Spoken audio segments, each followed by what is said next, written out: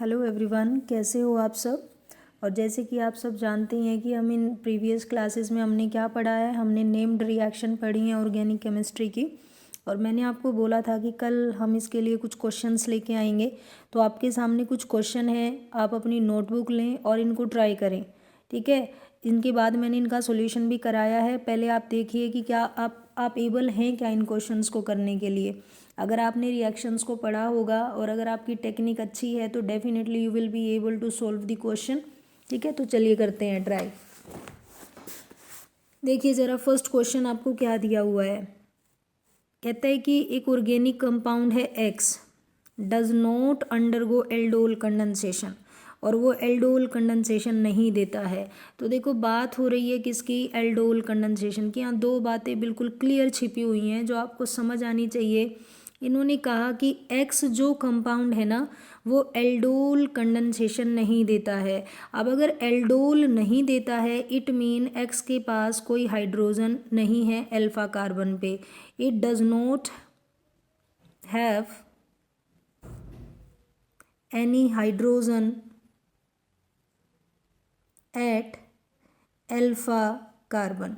यहाँ पे alpha carbon के ऊपर कोई हाइड्रोजन नहीं है, तभी उसने एल्डोल नहीं दिया। क्योंकि अगर एल्डोल दिया होता तो इसका मतलब उसके पास अल्फा कार्बन पे क्या रहता, हाइड्रोजन रहता। ओके तो अल्फा हाइड्रोजन्स की एब्सेंस आपको पता चल गई कि एक्स के पास कोई भी अल्फा हाइड्रोजन नहीं होगा, अल्फा कार्बन पे हाइड्रोजन नहीं होगा। दूसरी बात, उसने आपको खाली एल्डोल नहीं बोला है, उसने खाली एल्डोल नहीं बोला है, उसने कंडेंसेशन भी बोला है।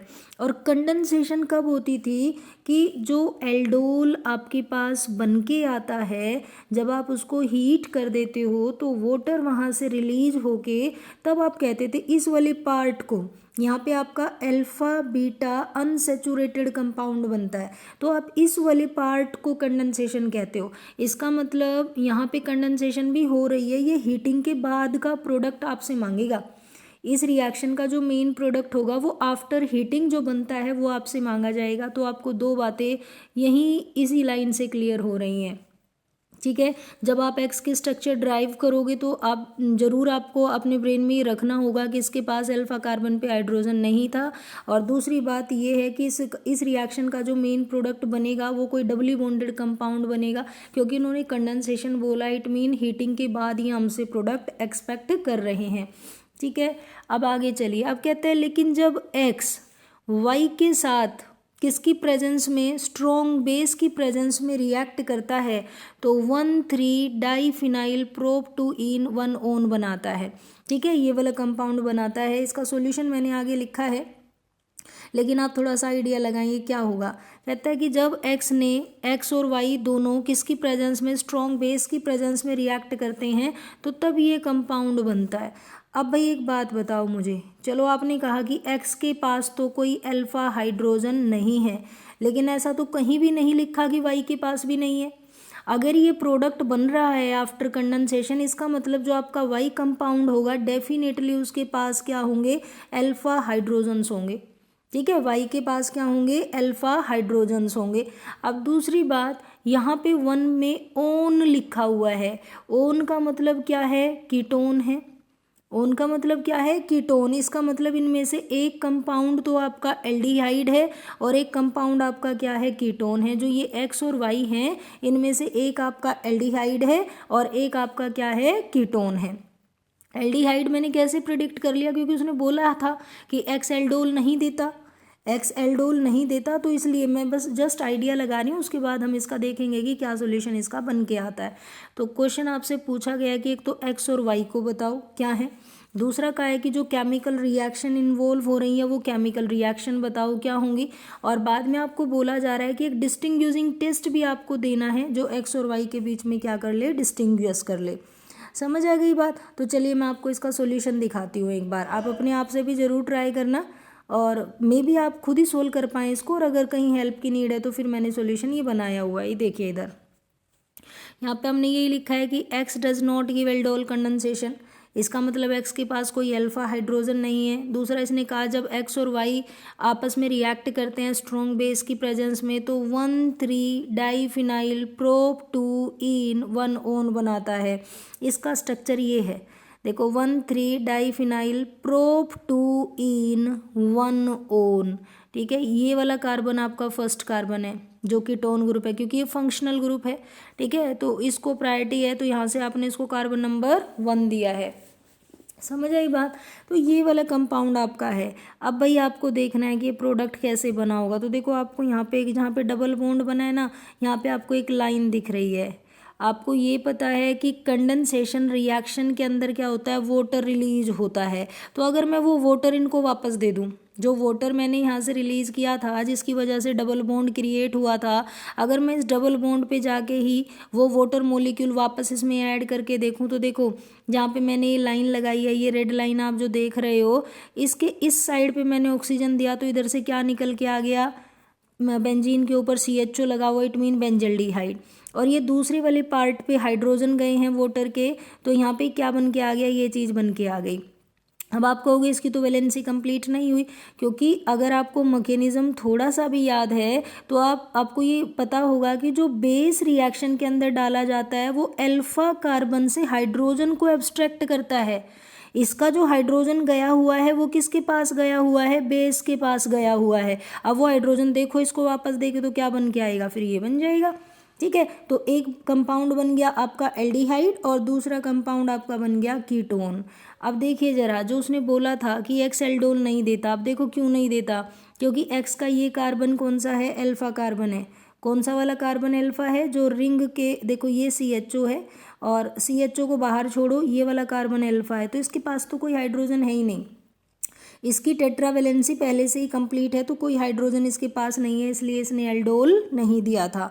और दूसरा जो कंपाउंड है आपका, ये देखो, अगर ये कार्बन को आप बाहर छोड़ें तो ये वाला कार्बन अल्फा बन रहा है और इस कार्बन के ऊपर क्या है, हाइड्रोजन अवेलेबल है। तो इसने रिएक्शन दिया है और इस रिएक्शन को एल्डोल भी नहीं बल्कि कीटोल बोला जाएगा, क्योंकि यहाँ पे जो प्रोडक्ट बन रहा है वो क्या बन रहा है, कीटोन बन रहा है।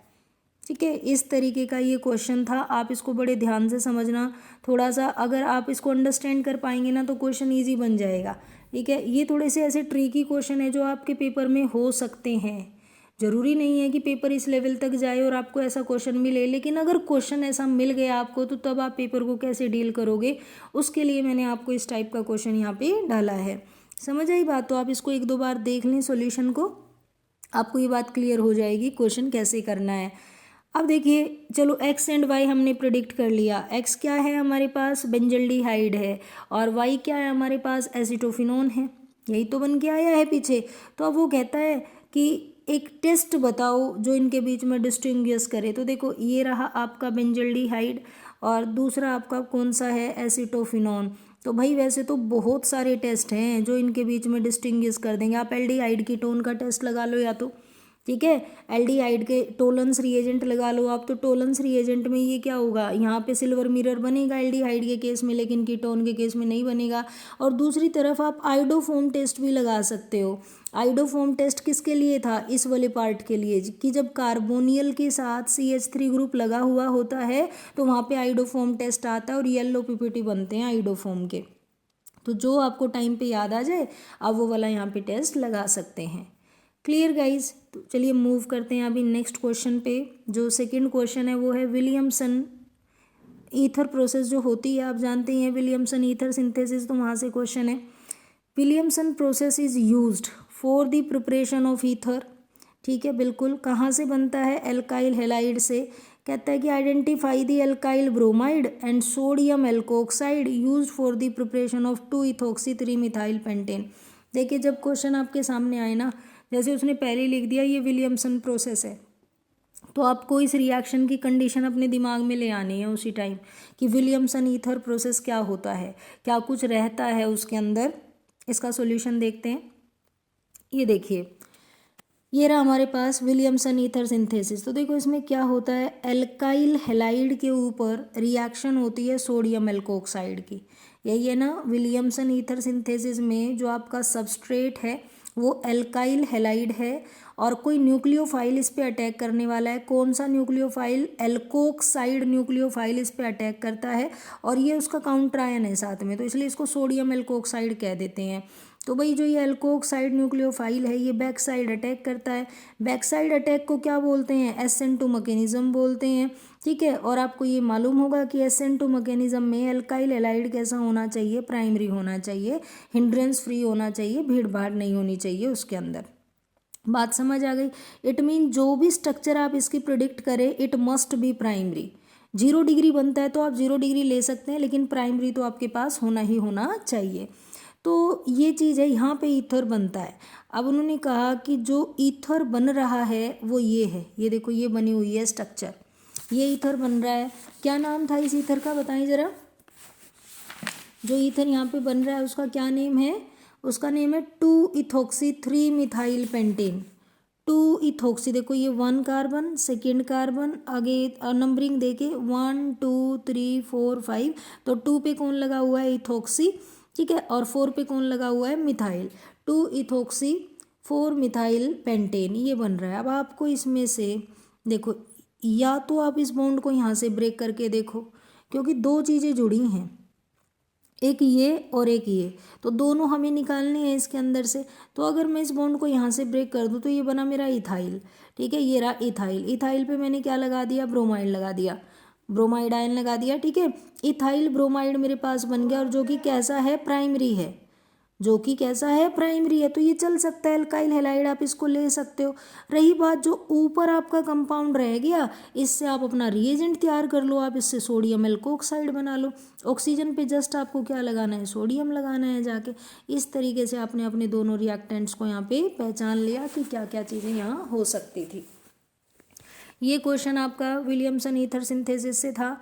और देखो मैं फिर आपको कह रही हूँ कि अगर पेपर का लेवल इंक्रीज़ किया, क्योंकि अभी तक जो हम प्रीवियस ईयर के पेपर देखते आ रहे हैं, इतना कॉम्पिटेंसी पेपर में नहीं होती थी और इतना ज़्यादा डिटेल में जाके क्वेश्चन नहीं पूछा जाता है। होप दैट कि अब भी ना पूछा जाए, लेकिन अगर इन केस क्वेश्चन इस तरीके से आया तो फिर आपको कैसे डील करना है? इसीलिए आपको हर एक सिचुएशन के लिए रेडी होना पड़ेगा।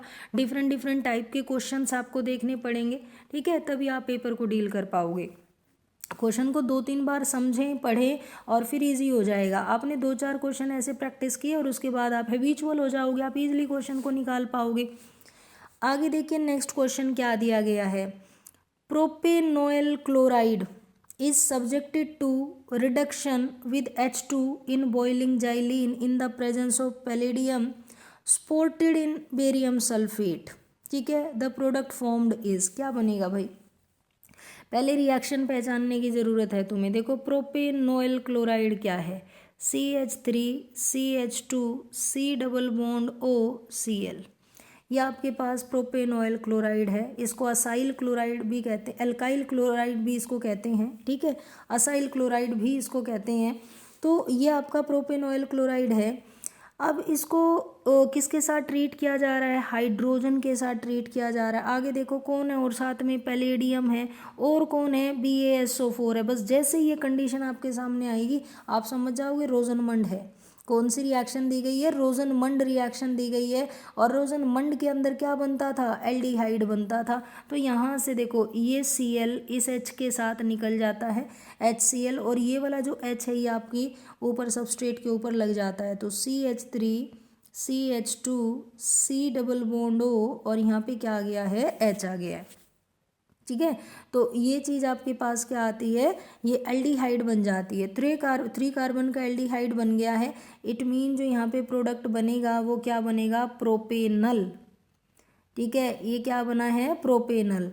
अब देखो ये क्वेश्चन डिफिकल्ट नहीं था, इवन उसने रिएक्शन की सारी कंडीशन आपके सामने क्लियर कर रखी हैं। अगर वो इसकी बजाय तुम्हें ये लिख के दे देता कि explain रोजनमंड reaction, explain रोजनमंड reaction, even इसको एक्सप्लेन करने में तुम्हें टाइम लगता है, इस क्वेश्चन में टाइम नहीं लगना चाहिए।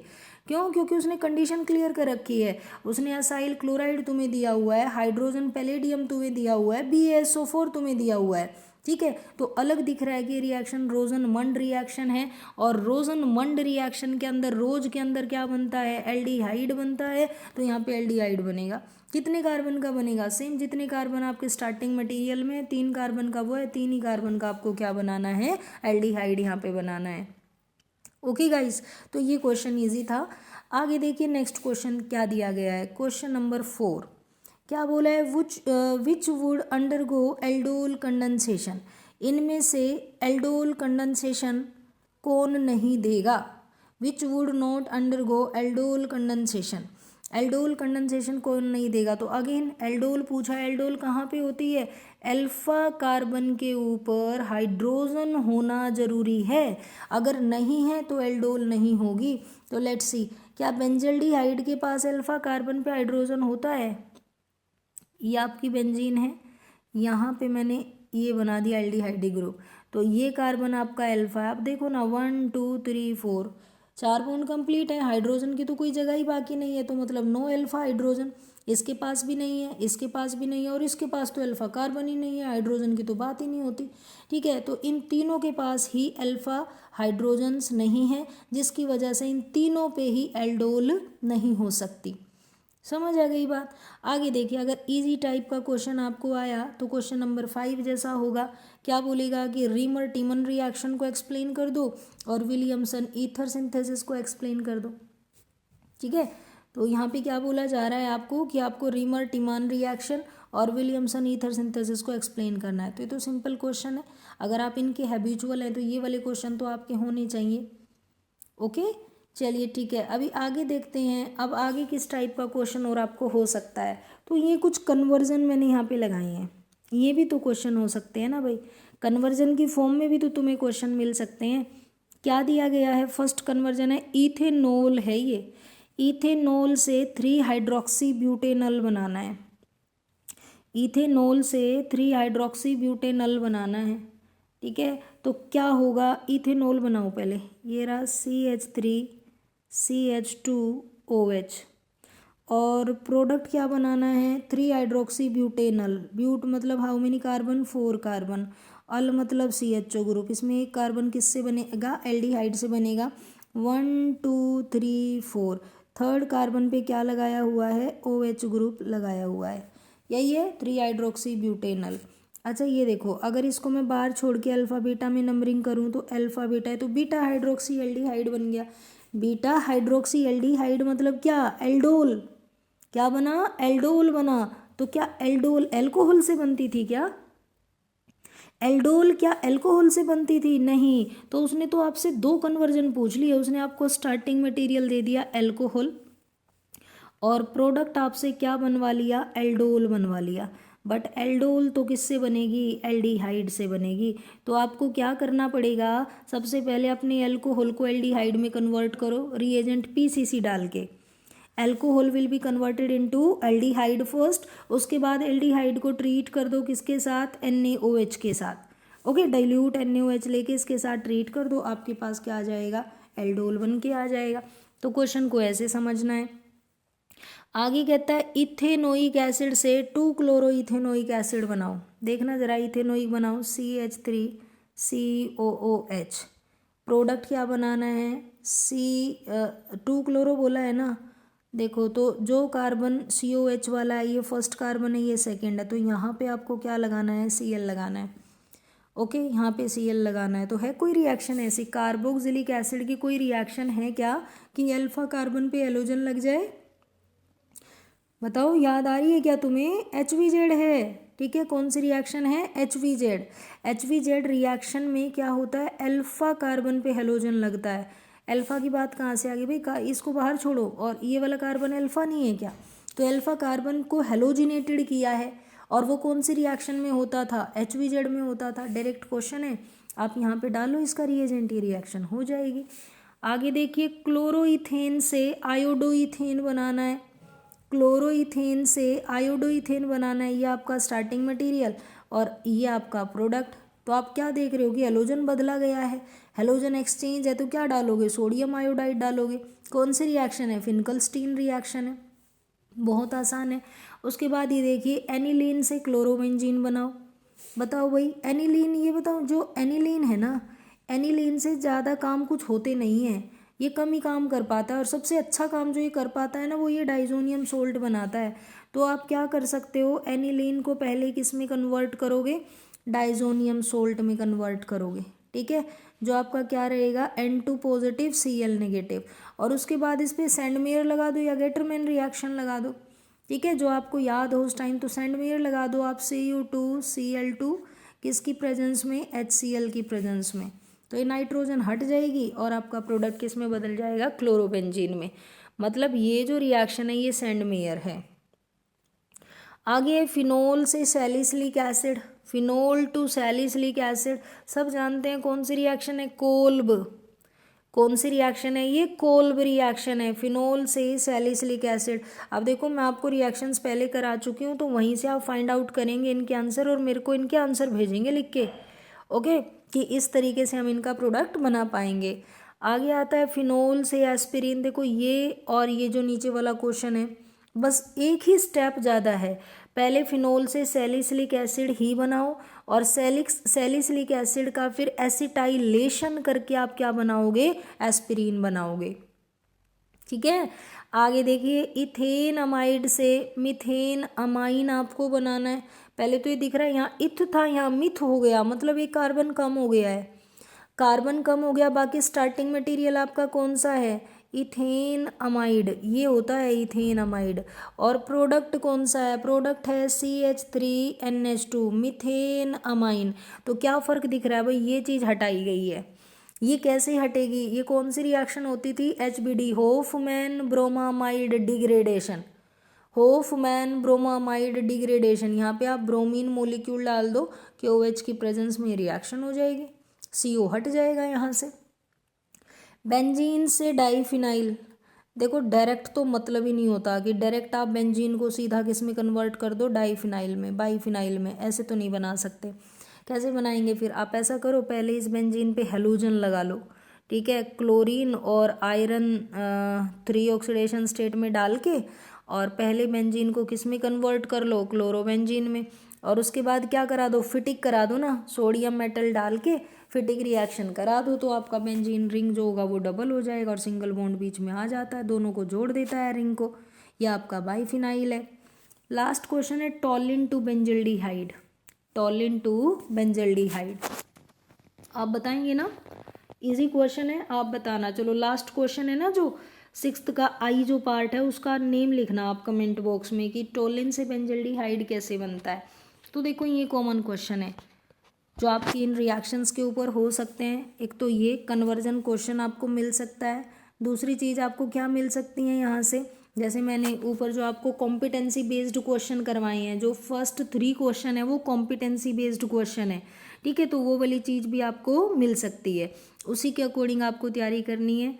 कोई प्रॉब्लम अभी भी अगर आपको रह गई है तो आप मुझे बता सकते हैं, कोई टॉपिक मैंने जल्दी में निकाला हो तो आप वो बता सकते हैं ताकि मैं दोबारा आपकी हेल्प करूं। वीडियो अगर अच्छी लगी तो लाइक करना, शेयर करना एंड सब्सक्राइब करना। Thank you so much.